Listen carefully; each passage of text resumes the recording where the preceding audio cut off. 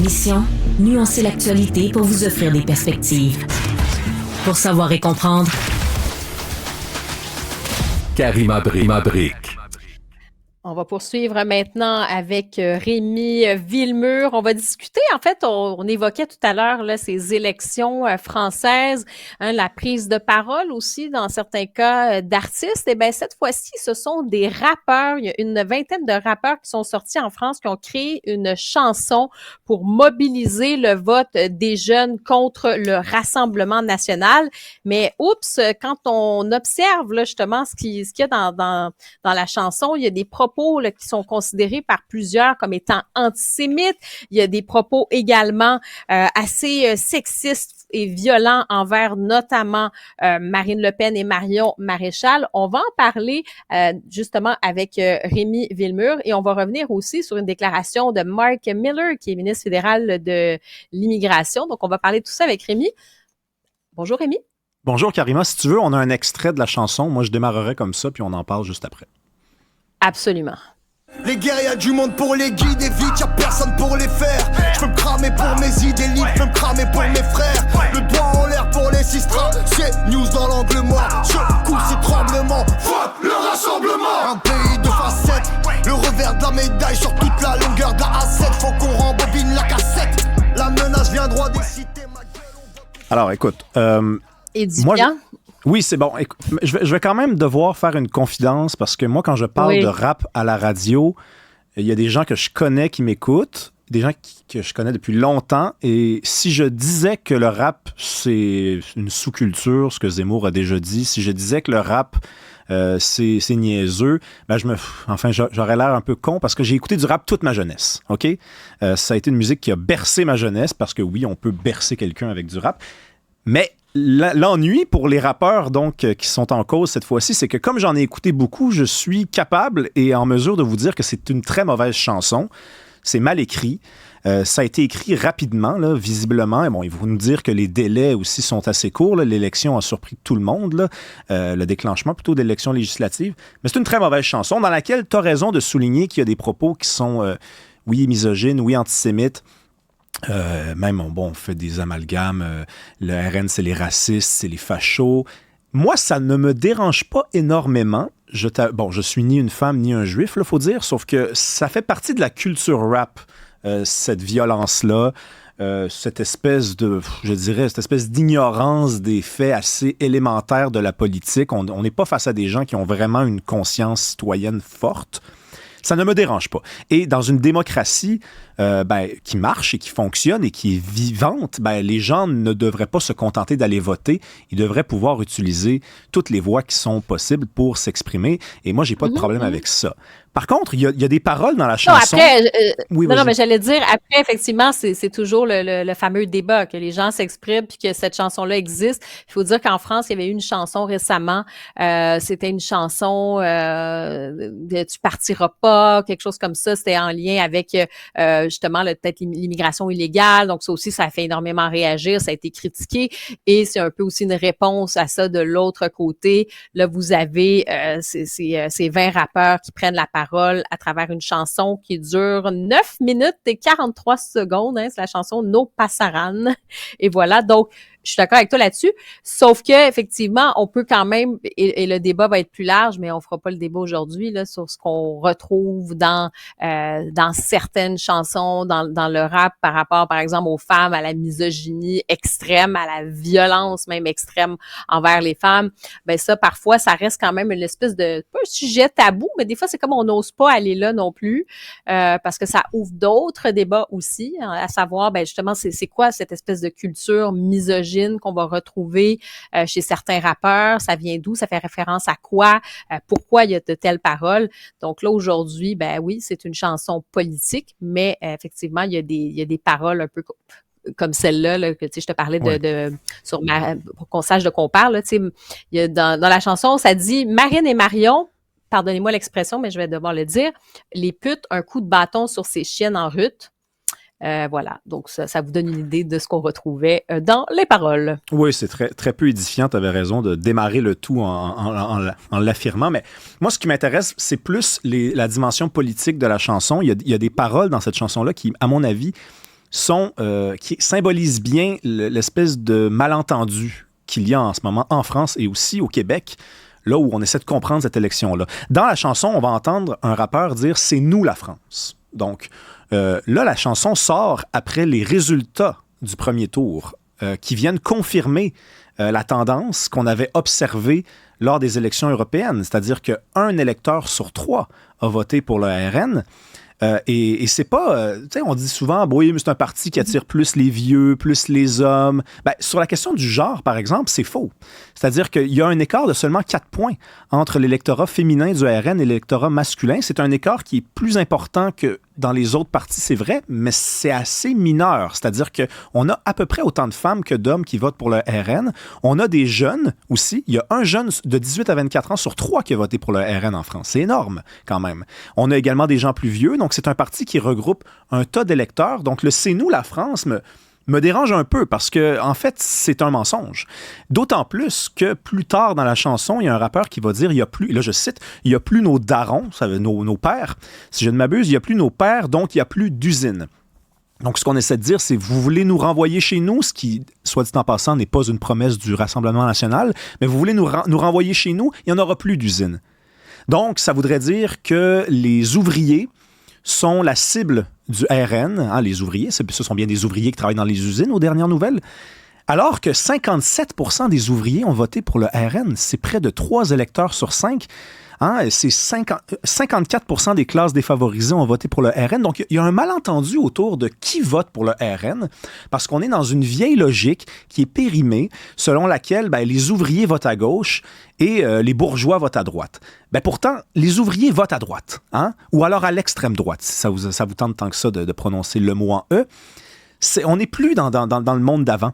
Les ouvriers ont été abandonnés par la gauche qui devait se trouver un nouveau prolétariat. Et qui est ce nouveau prolétariat-là? Ce sont les minorités qui se prennent pour le prolétariat tel qu'il s'est toujours déployé, alors que le peuple français est derrière le RN. Et on va en avoir sans doute la confirmation encore plus forte dans 6 jours à peu près, donc dans 5 jours. Ça va très bien dans les sondages pour eux. Bon, il y aura des triangulaires, on n'embarquera pas là-dedans, c'est pas le sujet d'aujourd'hui. Mais il faut vraiment qu'on sorte de cette idée-là. Les choses ont changé.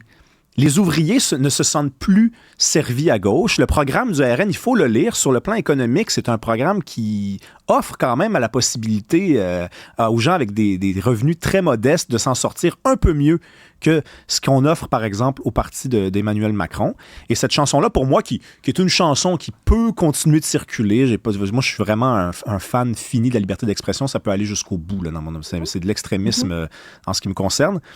Mais au niveau, vraiment, j'ai l'impression que les jeunes vont écouter cette chanson-là puis vont peut-être se laisser un petit peu berner. Donc, modestement, je voulais qu'on en parle aujourd'hui puis qu'on remette les pendules à l'heure. Non, mais c'est intéressant quand tu dis justement sur le message, surtout politique. Qu'est-ce que ça nous dit de l'État de la France et qu'est-ce que ça nous dit finalement aussi de nos sociétés, là, parce que la France, elle vit pas en vase clos, là, de plus en plus. Les fameux débats qu'on a ici en France, on les a aussi chez nous, au Québec, au Canada. Donc, c'est pas vrai qu'on peut juste vivre en vase clos puis se dire, ce qui arrive là, c'est leur affaire. Non, il y a quand même des enjeux aujourd'hui qui se recoupent un petit peu partout. Et quand tu dis l'histoire de c'est nous, la France, moi, c'est ce que j'observe aussi, hein, cette idée de division, qu'il y a un côté, l'autre côté. Et il y a une phrase qui est très célèbre ici là, d'un ancien politicien qui s'appelait Gérard Collomb, qui avait dit cette phrase qui est perçue aujourd'hui un peu comme une espèce de prophétie. Et je te la cite, hein, il dit, faut avoir une vision, il disait, là, il faut avoir une vision d'ensemble. Il dit, car on vit côte à côte, et je le dis, moi, je crains que demain, on ne vive face à face. Ouais. Et ça, c'est extrêmement, extrêmement troublant parce qu'effectivement, quand on voit l'autre, finalement, on se dit, si c'est nous, la France, c'est qui les autres? C'est quoi? On n'a plus notre place dans ce pays-là. C'est les gens qui reçoivent ce message-là. C'est vraiment ce qui est très grave. Et quand tu parlais, par exemple, des ouvriers, du vote ouvrier, qui s'est déplacé en bonne partie là, vers le Rassemblement national. Pourquoi? Parce que tu as certains partis dits de gauche plus traditionnels qui les ont abandonnés aussi, qui ont laissé le terrain vacant, qui ont commencé à se préoccuper, effectivement, ce qu'on pourrait dire aujourd'hui là sur le minoritaire, sur les personnes dites racisées, sur même la tendance un peu wokiste, là, et sans vouloir comme on dit, galvauder ces expressions-là, ben oui, il y a une partie finalement des classes populaires qui ont été abandonnées. On l'a vu également aux États-Unis et on peut pas faire abstraction de ça non plus au Québec puis au Canada. Donc, je trouve que c'est bien que tu aies parlé de cet élément politique, je pense, qui est fondamental. Et ben, si tu le veux bien, parlons de Mark Miller, justement. Cette fois-ci, tu veux nous amener sur le dossier de l'immigration, parce que Mark Miller qui a dit qu'il faudrait en parler, ça, j'étais quand même assez fascinée par cette expression. Il dit on devrait en parler. Enfin. Le débat, là, il dit, mais dans la candeur et le respect de l'autre. Le respect de l'autre, évidemment. La candeur, j'ai pas trop saisi. Est-ce qu'on peut en parler de façon pragmatique, de façon responsable? Candeur. Allons-y avec candeur. Oui, la prochaine étape, c'est on va embarquer dans la religion. Là. Ça va être la catéchèse. Il faudra surtout... En tout cas, Mark Miller qui, à chaque fois, mais vraiment à chaque fois, là, je fais l'exercice de l'écouter chaque fois qu'il parle, il dit une bêtise. OK? Donc, lui, s'est rendu célèbre il y a quelques mois en disant, écoutez, il n'y a pas de lien entre la crise du logement et les politiques du gouvernement en matière d'immigration. De toute façon, les immigrants n'auront qu'à construire des maisons. Donc, il était dans une vieille logique là, du défrichage, de la colonisation des terres, alors que le monde a changé. Ai-je besoin de lui rappeler? Et là, cette fois-ci, qu'est-ce qu'il nous dit? Donc, toujours dans cette idée d'emmener la bêtise encore un peu plus loin. Il nous dit, les Canadiens ne sont pas contre les politiques d'immigration en ce moment. Donc, il ose dire ça, alors que dans tous les sondages, non seulement on observe qu'au Québec, c'est un sujet politique fort et majeur, mais on observe également qu'en Ontario, le taux de défaveur aux politiques d'immigration est largement supérieur à celui qu'on observe au Québec. Donc, on est à peu près dans un écart de 15 %. En Ontario, là, c'est 51 % des gens qui disent on n'en peut plus, il en faut moins. Et on a un ministre de l'immigration qui a le culot de dire que les Canadiens ne sont pas là, que les Canadiens ne pensent pas à ça, puis que les Canadiens sont encore largement favorables aux politiques d'immigration. Dans un sondage, moi, dont je n'oublierai jamais les données, on apprenait que seulement 6 % des Canadiens en veulent davantage. Donc, on a beaucoup de Canadiens qui en veulent autant. On en a à peu près autant qui en veulent moins, mais il y en a juste 6 % qui en veulent plus. Et ai-je besoin de rappeler aux gens qui nous écoutent que la politique d'immigration du gouvernement du Canada augmente les seuils à chaque année. On nous dit on va plafonner bientôt, mais à chaque année, il y en a encore plus. Donc, il y en a juste 6 % qui en veulent plus, quand même. Qu'est-ce qu'il nous dit aussi? Il nous dit, écoutez, l'immigration règle le problème de pénurie de main-d'œuvre. Premièrement, là, il n'y en a pas de pénurie de main-d'œuvre au Canada. Okay? La pénurie de main-d'œuvre, c'est un phénomène général. Ça voudrait dire que dans une majorité de secteurs d'activité, il manque des employés, ce qui est faux. Il manque des employés dans certains secteurs d'activité. Mais ça ne veut pas dire qu'il y a une pénurie de main-d'œuvre à l'échelle du pays. OK? Mais lui, il dit qu'il y en a une. Mais s'il y en a une, pourquoi l'immigration n'a-t-elle pas déjà réglé le problème de pénurie de main-d'œuvre si depuis des années, on en accueille 1 million par année? Moi, je la comprends pas, celle-là. Là. Franchement, je la comprends pas du tout. Qu'est-ce qu'il nous dit aussi? Puis ça, c'est un terrain de jeu, je pense, qu'il va falloir investir et je dirais, il va falloir qu'on s'empare de ça dans les prochaines années parce qu'on n'en parle pas suffisamment. Il nous dit l'immigration rajeunit la population. Donc, d'un point de vue très logique, j'avoue que si tu fais rentrer 2 personnes qui ont 30 ans, tu viens de rajeunir la population. Mais encore une fois, pourquoi la population ne rajeunit-elle pas depuis toutes ces années qu'on accueille autant d'immigration? Parce que, premièrement, les immigrantes font moins d'enfants ici qu'elles en font dans leur pays d'origine, parce que quand elles arrivent ici dans une société qui est excessivement libérale, elles adoptent les mœurs. Elles adoptent les mœurs du pays. Donc, ici, on n'est pas obligé d'en faire 4 enfants. On peut juste en faire 1,38 comme on en fait au Québec, 1,38 par femme. Il y a autre chose aussi. Il y a le recoupement familial. C'est qu'on arrive ici, on a 30 ans avec sa conjointe, mais la prochaine étape, c'est de faire venir papa, grand-papa, les oncles, les tantes. Donc, on les a, les chiffres. Au Québec, il y a une étude qui a été menée il y a quelques années sur le rajeunissement de la population, entre autres. Et on apprenait quoi? On apprenait que dans un Québec sans immigration, depuis les années 80, on aurait gagné, on aurait juste perdu une année dans l'âge moyen. Donc, ça veut dire que l'âge moyen a juste augmenté de 1 sans immigration et a baissé de 1 avec l'immigration. Donc, c'est un écart qui est très, très, très, très faible. On est vraiment dans ce qu'on appelle la marge d'erreur en statistique. Donc, Mark Miller qui ne trouve pas d'argument. À chaque fois qu'il veut vanter les politiques d'immigration, on ne trouve pas d'argument, alors que les vrais arguments, on les connaît, on n'est pas bête, on comprend c'est quoi. C'est que le Canada veut augmenter son PIB pour faire meilleure figure devant les banques, pour pouvoir emprunter à un plus faible taux. Le gouvernement du Canada est vraiment à genoux devant le patronat également. Donc, on veut des travailleurs avec des petits salaires, comme ça, parce que comme c'est moins compliqué de négocier avec le patronat, avec les centrales, avec les syndicats également. Donc, elle est là, la réalité. Il faudrait juste l'affirmer haut et fort au lieu de nous mentir en pleine face, parce que heureusement, il y a des gens, et je suis modestement partie de ces gens-là, mais il y a des gens qui prennent ça au sérieux, en fait, des affirmations d'un ministre de l'Immigration et qui cherchent et qui trouvent à chaque fois le mensonge, toujours le mensonge. Mais non, tu fais bien de le mentionner parce que c'est vrai, d'année en année, je veux dire, la situation, là, ça s'est pas, comme tu dis, ça s'est pas amélioré. Puis c'est pas l'idée d'immigration zéro, là, c'est pas ça du tout. Mais on parle quand on parle des seuils d'immigration, je pense que c'est un débat qui est tout à fait normal dans une société normale. Et quand tu parles de pénurie de main-d'œuvre, je trouve que c'est vrai que c'est devenu une espèce d'argumentaire pénurie de main-d'œuvre. Oui, c'est parce que comme tu le dis, dans certains secteurs précis, de points précis, on en a besoin.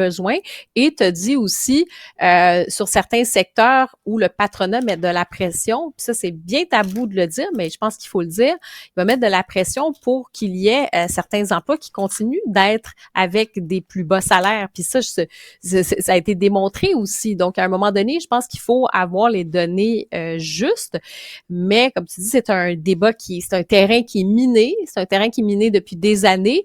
Et juste sur ce que tu disais sur les chiffres, il y a déjà eu des démographes qui avaient écrit un livre, hein, si on pense à il y avait le livre notamment de Guillaume Marois, Le remède imaginaire, pourquoi l'immigration ne sauvera pas le Québec. C'est un livre qui était sorti en 2011, qui le disait déjà. Donc, je pense qu'à un moment donné, il y a aussi une question d'idéologie et ça, non, faut surtout pas en parler et faut entendre ce que M. Miller nous dit dans toutes ses contradictions. Oui, exactement. Enfin. C'est à ce livre-là dont je faisais référence, exactement. C'est un livre qui avait été coécrit par Benoît Dubreuil, qui est aujourd'hui le commissaire à la langue française à Québec. Mm-hmm. Tout à fait. Rémi Villemur, merci beaucoup. On se reparle demain.